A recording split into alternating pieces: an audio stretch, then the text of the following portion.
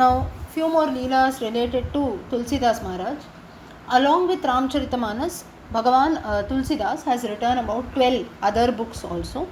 And in fact, Ramcharitamanas, like we discussed earlier also, it is a text that has been written under the directions of Hanuman only. And in fact, there are other texts also that have been written by Tulsidas Maharaj, like a very popular text apart from Ramcharitamanas is a text called Vinaya Patrika. That is also a text which is written by Tulsidas only. Now, in fact, it is said that initially Tulsidas Maharaj, he was living in Kashi, Varanasi. Then he shifted to Ayodhya. He lived there also for some time. And one fine day what happens is, when he was living in Ayodhya, a murderer comes there, one who kills and murders people. That person comes and he knows that Tulsidas Maharaj is a great devotee of Bhagavan Rama. So he tells that if you truly love your Lord Rama, you please give me some bhiksha that is there. I am a murderer, I am a bad person, I am an evil guy, but still you have bhakti for Rama, you have to give me bhiksha. Tulsidas Bhagavan immediately called that murderer inside his house. He gave him food and everything, and immediately declared that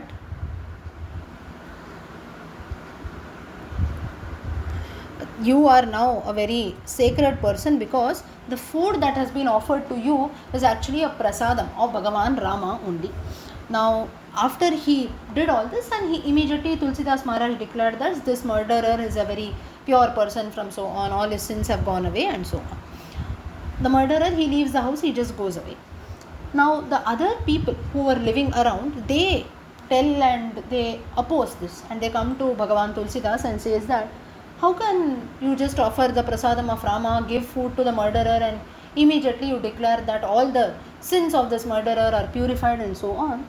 And first of all, how can you invite such a person to your house? How can you even eat with that person?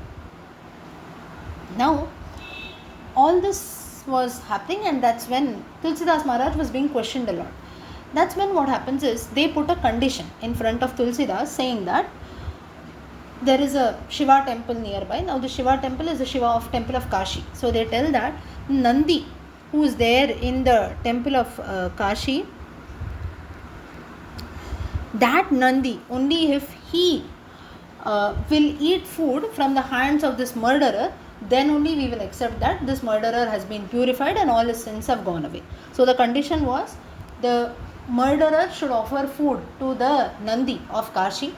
If that happens, then all the sins will go away. And it is said that the murderer was taken to the temple, and the bull also, Nandi Bhagavan also ate from the hands of this murderer, and that's how all the Brahmins and all the people who were opposing against Tulsidas Maharaj, they were all put to shame also, and they looked upon. So like this, there are different examples to show that Tulsidas Maharaj was a great devotee of Rama. In fact, he used to treat everyone equally. And though the opposite person, for Tulsidas Maharaj, though the opposite person was an evil person also, still for him Rama was everything. If that person has come to my doorstep asking for bhiksha, that is also, it has been destined by Rama only, therefore I should not refuse such a person. This was the bhakti of Tulsidas. In another instance, what happens is, once Tulsidas goes to Vrindavanam, wherein he visits a temple and he sees a photo of Bhagavan Krishna. And that's when he says that, he just makes a random statement in front of the image of Krishna, saying that, how shall I describe your beauty, Bhagavan? Because I don't know, I have never seen your form before with a flute in your hand, because for me, I have always seen your form with only a bow and arrow in your hand. That is ultimately the form of Rama only. It is said that in Vrindavanam, that image of Krishna actually gave darshanam in the form of Rama. That is,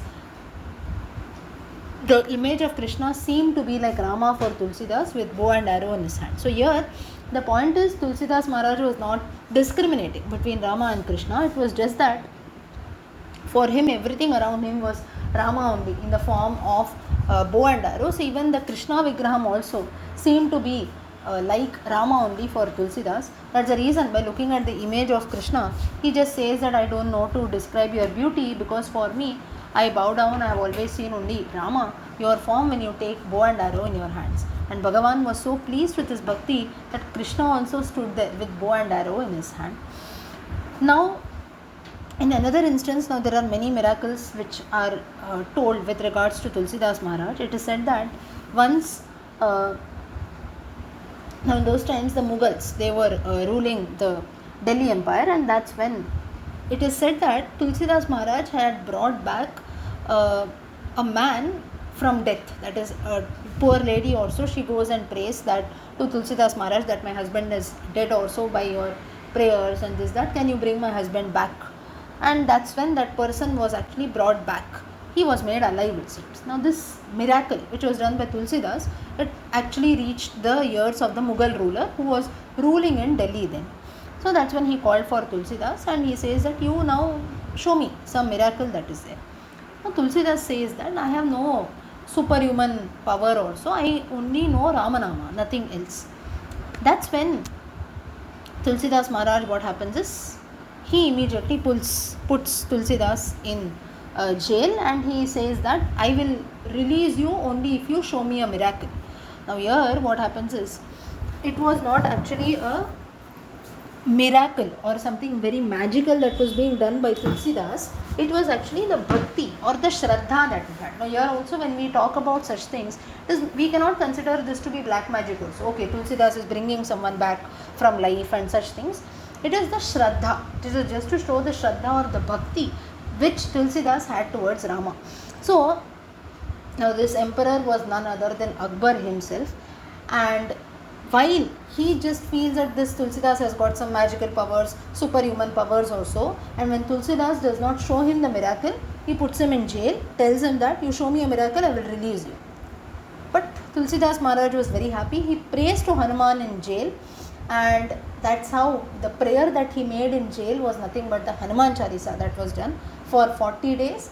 Every day he used to compose one chaupai. That's why even today also in the Hanuman Chalisa we have 40 chaupais. Jaya Hanuman Jnana Gunasagar, Jaya Kapi Sati Huloka Ujagar 1, Ramaduta, and so on, right?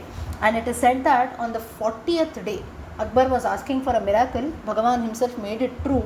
It is said that countless number of monkeys actually come and they enter the royal court of Akbar. They surround the entire area around the jail and everything. In fact, Akbar got so frightened that, and in fact it is said in some references that some other person in the court of Akbar tells that immediately you please release Tulsidas. These monkeys are none but form of Hanuman only, who have come to actually save Tulsidas, whom you have put behind bars. So immediately you release him.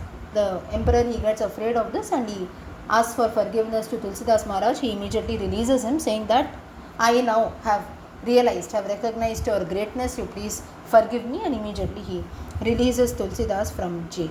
So thus this is a story of how the Hanuman Chalisa has been composed, and that's why it is said how many of us we do the 40-day sankalpam of chanting Hanuman Chalisa and so on.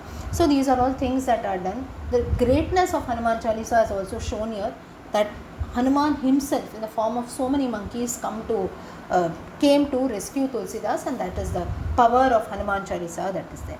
Finally, Tulsidas Maharaj, he leaves his body, he attains Bhagavan at the age of 91, it seems, at Varanasi only, at the Assi Ghat, that is famous for doing the last rituals that are there. So there only finally Tulsidas Maharaj attained, he gave up his mortal body also and got a place with the Supreme. So these are a lot of stories that are there, and it is said that now in some references it is said 91, some also say that he was there for more than 100 years or so.